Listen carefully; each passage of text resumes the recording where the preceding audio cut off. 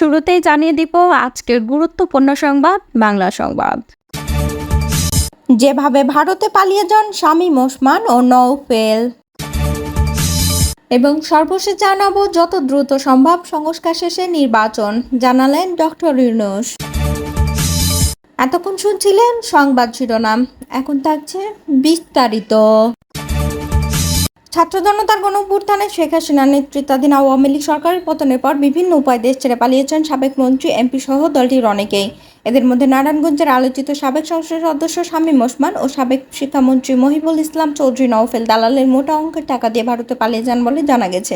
গত 23 আগস্ট শামীম ওসমান দেশ ছেড়েছেন বলে চাউর হয়েছিল, কিন্তু তিনি সেদিন ধানমন্ডিতে আওয়ামী লীগ সভানেত্রীর কার্যালয়ে দলের সাধারণ সম্পাদক ওবায়দুল কাদেরের সংবাদ সম্মেলনে উপস্থিত হয়ে সাংবাদিকদের জানান তিনি দেশেই আছেন। 5 সেপ্টেম্বর সরকার পতনের ঠিক এক মাথায় তাকে দিল্লির নিজামুদ্দিন আউলিয়া দরগাহে দেখা গেছে। জানা গেছে সরকার পতনের পর শামীম ওসমান দালালের সহায়তায় রাতের আধারে বোরখা পরে ভারতে পালিয়ে যান। তিনি এখন দিল্লিতে অবস্থান করছেন। দালালের সহায়তায় গত 8 আগস্ট নওফেল ও বিপ্লব বড়ুয়া ভারতে পৌঁছান। পরে তারা বাসারাত এলাকায় চট্টগ্রামের জন্ম নেওয়া ভারতীয় নাগরিক জৈনিক জুয়েলের বাড়িতে গিয়ে ওঠেন। এক পর্যায়ে ভারতে চিকিৎসাধীন বিপ্লব বড়ুয়ার ভাই এবং চট্টগ্রাম মেডিকেল বিশ্ববিদ্যালয়ের উপপরিচালক বিদ্যুৎ বড়ুয়া সেখানে এসে তাদের সঙ্গে যোগ দেন। স্থানীয় লোকজনদের সঙ্গে কথা বলে জানা যায়, সাতক্ষীরার কলারোয়া, দেবহাটা, কালীগঞ্জ ও শ্যামনগর উপজেলা সীমান্তের কয়েকটি জায়গায় মানব পাচারের জন্য দালাল চক্রের স্বর্গরাজ্য হিসেবে পরিচিত। জল ও স্থল পথে এসব এলাকা দিয়ে অনেকটা প্রকাশ্যে সীমান্ত পারাপার হয়ে থাকে। স্বাভাবিক সময়ে সব ঘাট দিয়ে পাসপোর্ট ছাড়া ভারতে যেতে মাথাপিছু 10 থেকে 50,000 টাকা খরচ হয়। তবে বর্তমান পরিস্থিতিতে টাকার অঙ্ক বেড়েছে। আওয়ামী লীগ নেতারা 5 থেকে 20 লাখ টাকা চুক্তিতে ঢুকছে ভারতে। নির্দিষ্ট টাকা পেলে দালাল চক্রের সদস্যরা নৌকাযোগে নির্বিঘ্নে ভারতে পৌঁছে দেওয়ার ব্যবস্থা করেন। পরে ভারতীয় অংশে দালালরা গোপন পথে শহরে যাওয়ার বাস রুট দেখে দেয়। কেউ কেউ ভারতে গিয়ে মাসিক চুক্তিতে কারো বাসা বাড়িতে নিরাপদ থাকার ব্যবস্থাও করে দেওয়া হয়েছে। জানতে চাইলে কলরোয়ার ভাদিয়ালি সীমান্ত এলাকার বাসিন্দা লুৎফর আলী বলেন, সন্ধ্যার পর থেকে এলাকা অরক্ষিত থাকে। এই সময় গাড়িতে করে বহিরাগত অনেকে আসেন। তাদের কেউ কেউ সীমান্ত পাড়ি দিয়ে ওপারে যাওয়ার চেষ্টা করেন।